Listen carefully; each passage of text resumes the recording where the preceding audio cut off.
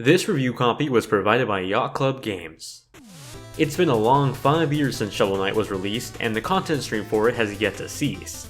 However, the horizon is finally setting on the series with Shovel Knight Showdown, a new free battle mode update for the series and also a standalone DLC $10 purchase. Play as your favorite Shovel Knight characters in this competitive brawler. We're skipping the story content here because it's pretty on par with something out of the Mario Bros. Games in terms of depth. All you really need to know is that your favorite Shovel Knight characters are now pitted against each other in this variety brawler. At first glance, it might be easy to dismiss this as Super Smash Bros. Cross Shovel Knight, but this plays entirely different. The gameplay is split into two main sections, the story mode and battle. The story is straightforward. It's the arcade tower that just about every single fighting game features. Shovel Knight at least puts in some effort to add some variety to it, with its custom intros for characters and special rivalry cutscenes between specific characters. Again, the writing isn't anything to write home about, but if you've been part of the Shovel Knight ride for this long, you'll be sure to find a few series lore tidbits here. Like Super Smash Bros. On the N64, this classic mode campaign will have you face off other CPUs in single and team battles. Occasionally you'll find some minigame mix-ins like the target mode. This is a fun high-score game mode where you're challenged to chain combos together by breaking the targets all within a time frame. While I never really got hooked on these types of modes before in other fighting games, I found it to be fun and surprisingly challenging to hit some of the score goals I was given. Outside of the story mode are what I would consider being the main attractions.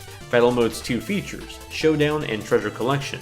Battle Mode is an up to 4-player couch multiplayer game that can either be played with teams or for free-for-all. There's a total of 19 playable characters from the Shovel Knight series that battle it out on maps from across the 3 main Shovel Knight campaigns. If you've kept up with the series expansions, you'll be sure to recognize a few of these faces, while if you've only played the original game, then you might be enticed to go back and complete the rest. Showdown is the more traditional fighting game mode. Each character has a health bar indicated by the bubbles above them, run out of health, and well, you're out.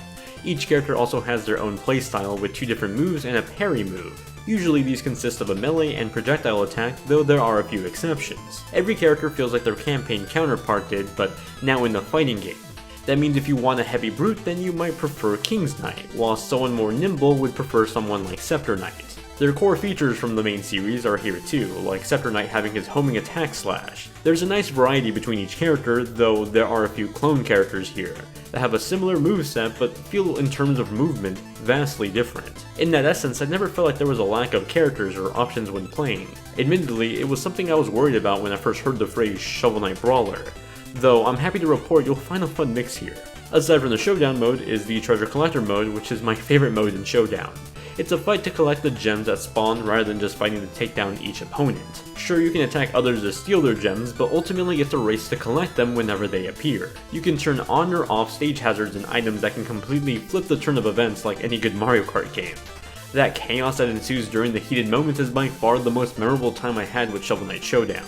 Sadly, this game is entirely offline, meaning you have to have others around you to play multiplayer. Now playing it, I understand the charm of having a big group of friends over just to play, but for some that's just not a viable option and the choice to play online would have been appreciated.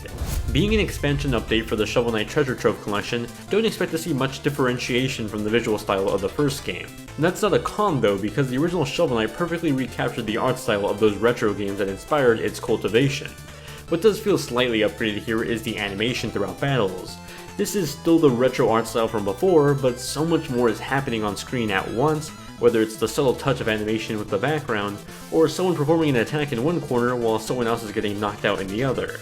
It's a lovely fireworks show of pixels in every corner that surprisingly didn't get me to lose track of my character. And just in case you do have trouble with flashing or flickering lights in animation, you have the option to turn it off under accessibility settings. Much like its visuals, you can expect to hear a lot of Shovel Knight's classic themes throughout Showdown. If you ever thought, hey, Shovel Knight music would totally work in Smash Bros., well, this is for you. Each stage from the series that is a map in this game comes with its own theme that Jake Kaufman wonderfully crafted, the main theme being my standout track. It's epic, the mix of horns and electric guitar sound amazing, and I can't help but nod my head to it during matches. If this is truly the end of the Shovel Knight series before Yacht Club moves on to the next series, then I'm happy to say this is a great send-off for Shovel Knight. Throughout each new expansion for the series, Yacht Club has tackled a new genre from the retro era of gaming. Showdown tackles the couch party genre that has groups of friends and family just battling out for fun and glory. Sure, the option to play online would have been great, but even for its limited playstyle, this is a free update, and if not just a $10 purchase, I had a fantastic time playing it.